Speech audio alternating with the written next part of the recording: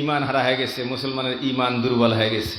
আমার কথা নয়, ডক্টর ইকবাল অনেক আগে আফসোস করে বলে গেছেন, ওয়াইজে কম কি অপোক্তা খেয়ালি না রাহি, ওয়াইজে কম কি অপোক্তা খেয়ালি না রাহি, বরকে তবি না রাহি শলা মোকালি না রাহি, রাহ গিয়া রুসমে আজা রুহে বেলালি না রাহি, ফলসফা রাহ গিয়া তলকিনে গজালি না রাহি, মসজিদে মুরসি আখা है कि नमाजी न रही, यानी यू साहेब औसाफ हेजाजी न रही, वज़ा में तुम हो न सारा तू तमद्दुन में हुनुद, ये मुसलमान है जिन्हें देख के शर्मा ये यहूद, नसरानियार हिंदू सबाई साल चलने বাইরে ঘরে, नसरानियार हिंदू सबाई साल चलने বাইরে ঘরে, তোমরা কি হে মুসলমান আর ইহুদ যারে ঘৃণা করে, জাতীয় সেই বক্তাগণের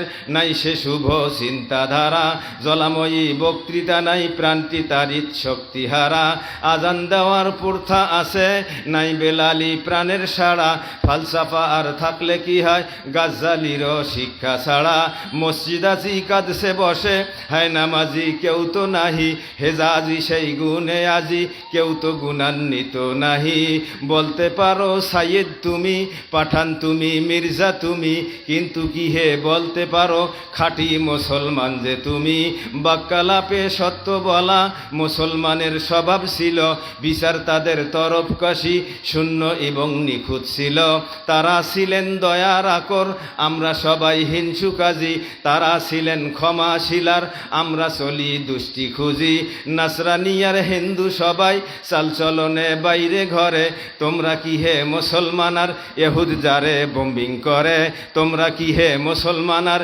ইহুদ যারে বোম্বিং করে, জোরে বলেন ঠিক কিনা? ও মুসলমান, আজকে তামাম পৃথিবীতে 200 কোটি মুসলমান বসবাস করে, এত বিপুল সংখ্যক মুসলমান আর কোনো সময় এই পৃথিবীতে হয় নাই, অথচ এত সংখ্যক মুসলমান থাকার পরে ইহুদি খ্রিস্টানরা আজকে মুসলমানদেরকে পাখির মতো মারতেছেন। সারা দুনিয়ার মুসলমানরা প্রতিরোধ গড়ে তোলার মতো ক্ষমতা নাই, কারণ মুসলমান আজকে ইমানের বলে বলিয়ান নয়, মুসলমানের ইমান দুর্বল। জোরে বলেন ঠিক কিনা? মুসলমানের ইমান দুর্বল হবে, কেমন হবেই তো অবশ্যই, কারণ মুসলমানের ইমান তেজ হওয়ার হাতিয়ার মুসলমান ছেড়ে দিয়েছে। যে হাতিয়ারের দ্বারাই মুসলমানের ইমান তেজ হবে সেই হাতিয়ার ছেড়ে দিয়েছে মুসলমান। আমি সেই আয়াতে তেলাওয়াত করেছি। আজকে মুসলমান আল্লাহ পাকের দেওয়া কোরআন ছেড়ে দিয়েছে। আল্লাহর সঙ্গে দুই জিনিসের মাধ্যমে আল্লাহর সঙ্গে যোগাযোগ করতে হয়, আল্লাহর সঙ্গে কথাকবন করতে হয় দুই জিনিসের মাধ্যমে। সেই দুই জিনিস থেকে আজকে মুসলমানরা অনেক দূরে। 1 নম্বরে মুসলমান কোরআন ছেড়ে দিয়েছেন, 2 নম্বর মুসলমান আল্লাহর মহান হুকুম 5 ওয়াক্ত নামাজ ছেড়ে দিয়েছেন। জোরে বলেন ঠিক কিনা? আজকে সমাজের 100-র মধ্যে 8 জন মানুষও নামাজ পড়ে না, অথচ প্রতিটা মানুষের প্রতি নামাজ ফরজ ছিল। মুসলমান এবং কাফেরদের মধ্যে পার্থক্যকারী বস্তুই হলো নামাজ। মুসলমানের চিহ্ন হলো নামাজ, কাফেরদের চিহ্ন হলো নামাজ না পড়া। অথচ আজকে সমাজের মুসলমানরা নামাজ পড়ে না, হুজুর দেশে আমরা ভালো আছি, জোরে কন নাউজুবিল্লাহ। বলে কি বলেন এমন মুসলমান? আপনি কত নম্বরে ভালো শোনেন। হযরতে মুসা আলাইহিস সালাতু ওয়াস সালাম ওনার উম্মতদেরকে নিয়ে বসা, এক মহিলা আসলেন। মহিলা আসি বলতেছেন, ইয়া কালিম আল্লাহ তাহিরনি, ও নবী মুসা আমাকে একটু পবিত্র করে নেন, আমি একটা বড় গুনাহ করে ফেলছি। একটা নয়, 2টা বড় গুনাহ করছি। কি গুনাহ করছো?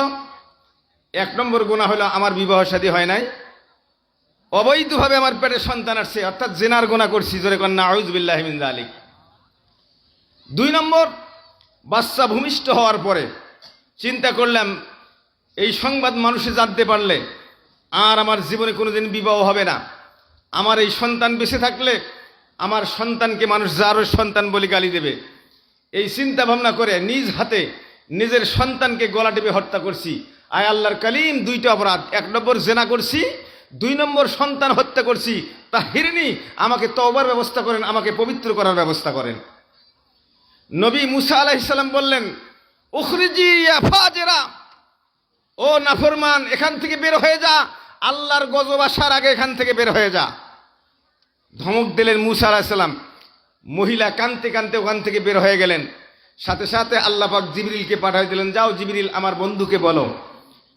হযরত জিবরিল চলে আসলেন, মুসা আলাইহিস সালামকে বললেন, ও আল্লাহর কালিম, আপনার আশেপাশে কি এই মহিলার চাইতে বড় পাপী নাই? হযরতে মুসা আলাইহিস সালাম জিবরিলের জবানে এই সংবাদ শুনে হতভম্ব হয়ে গেল। যে মহিলা দুইটা পাপ করছে, একটা জিনার মতো পাপ করছে আর একটা মানুষ হত্যার মতো পাপ করছে, এই দুইটা বড় বড় পাপ করার পরে এর চাইতে আবার আমার আশপাশে বড় পাপী কে আছে?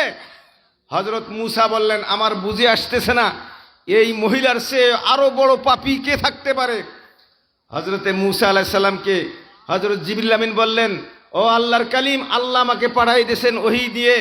আল্লাহ বলছেন আমার খলিলকে, আমার কালিমকে বলো, যেই মানুষটা আল্লাহর দেওয়া নেয়ামত এই হায়াত পাওয়ার পরে 1 থেকে 50, 60, 100 বছর হায়াত পাওয়ার পরে আল্লাহর অসংখ্য নেয়ামত ভোগ করার পরে আল্লাহ পাকের কুদরতি কদমে যারা সিজদা করে না, তারা এই মহিলার চাইতেও জঘন্যতম পাপী। জোরে করেন না আউযু বিল্লাহি মিন যালিক। বুঝতে পারছেন? যারা আল্লাহকে সিজদা করে না, ওই জিনাকারিনী এবং সন্তান হত্যাকারিনী মহিলার চাইতেও বড় পাপী। এবার যারা নামাজ পড়েন না, এবার চিন্তা করেন আপনারা কত বড় ভালো মানুষ।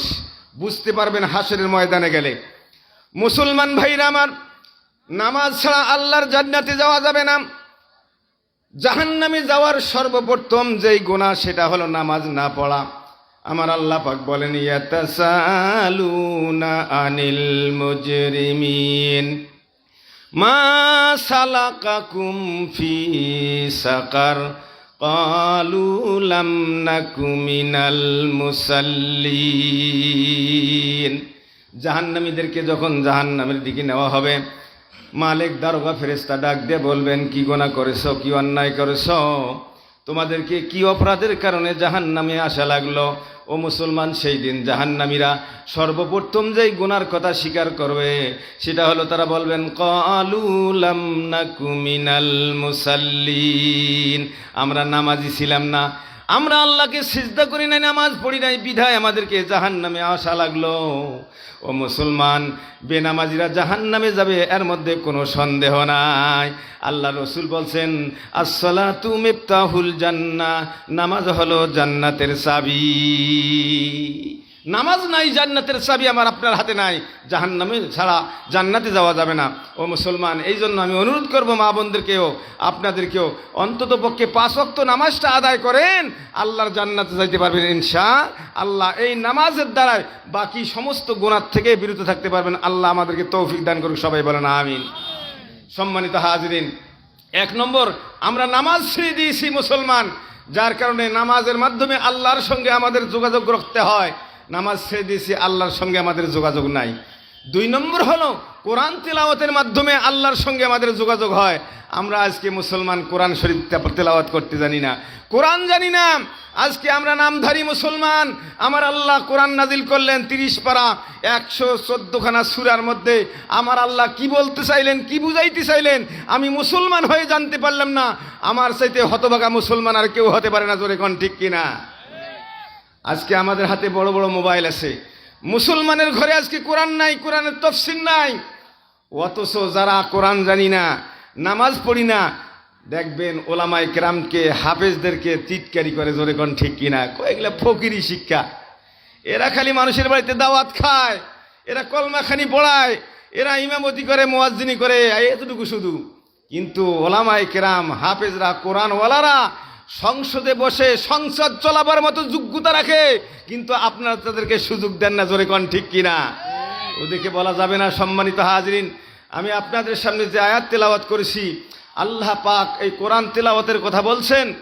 আজকে আমাদের সমাজের মুসলমানরা কোরআন শরীফ আমরা পড়ি না, যার কারণে আমাদের আল্লাহর সঙ্গে সম্পর্ক নাই, আল্লাহর সঙ্গে যোগাযোগ নাই। আল্লাহ নামাজের নির্দেশ দিয়েছেন, আমরা নামাজ পড়ি না, যার কারণে আজকে আমাদের সঙ্গে আল্লাহর সঙ্গে সম্পর্ক নাই। ঈমান দুর্বল, যার কারণে কাফের বেঈমানরা শুধু আমাদেরকেই মারে, আমাদেরকেই মারে, আমাদেরকেই মারে। আমরা প্রতিরোধ গড়াইতে পারি না। অথচ বদরের যুদ্ধে মাত্র 313 জন নিরস্ত্র মুসলমান 1000 সশস্ত্র কাফেরদের থেকে ৭০ জনকে জাহান্নামে পাঠাই দিয়ে ৭৭ জনকে বন্দী করতে সক্ষম হয়েছিলেন। জোরে বলেন ঠিক কিনা? এটা ছিল ঈমানের বলে বলিয়ান। জোরে বলেন ঠিক কিনা? আজকে মুসলমান আমরা কোরআন ছেড়ে দিয়েছে। ও জমানে মে মুআজ্জাজ थे আমেলে কোরআন হোকর, ও জমানা মে মুআজ্জাজ थे আমেলে কোরআন হোকর, हम জলিল খার হয়ে তারেকে কোরআন হোকর, हम জলিল খার হোকর তারেকে কোরআন হোকর। সাহাবায়ে কিরাম কোরআন যতদিন বুকে ধারণ করেছিল, ময়দানে মাত্র ৩১৩ জন নিরস্ত্র ক্ষুধার্ত কাফেরদেরকে জাহান্নামে পাঠিয়ে দিতে সক্ষম হয়েছিলেন, বন্দী করে আনতে সক্ষম হয়েছিলেন। কিন্তু আজকে বিপুল সংখ্যক মুসলমান পৃথিবীতে আমরা কোরআন হারিয়ে ফেলছি, নামাজ হারিয়ে ফেলছি, যার কারণে আজকে মুসলমান ছাগল হয়ে গেছি, মেমা করি কাফেরদের বেঈমান সামনে আমরা আজকে প্রতিরোধ গড়ে তোলার মতো আমাদের ক্ষমতা নাই। জোরে বলেন ঠিক কিনা? আজ যদি মুসলমান এই ৩০ পারা কোরআনকে বুকে ধারণ করতে পারে, ৫ ওয়াক্ত নামাজের মাধ্যমে আল্লাহর সঙ্গে যোগাযোগ করতে পারে, কোনো বাপের বেটা কাফের বেঈমানের ক্ষমতা নাই মুসলমানদের দিকে তাকায়া চোখ রাঙ্গানি করতে পারে। জোরে বলেন ঠিক কিনা? সম্মানিত হাজিরিন, আজকে আমরা দুর্বল হয়ে গেছি কোরআন ছেড়ে দেওয়ার কারণে।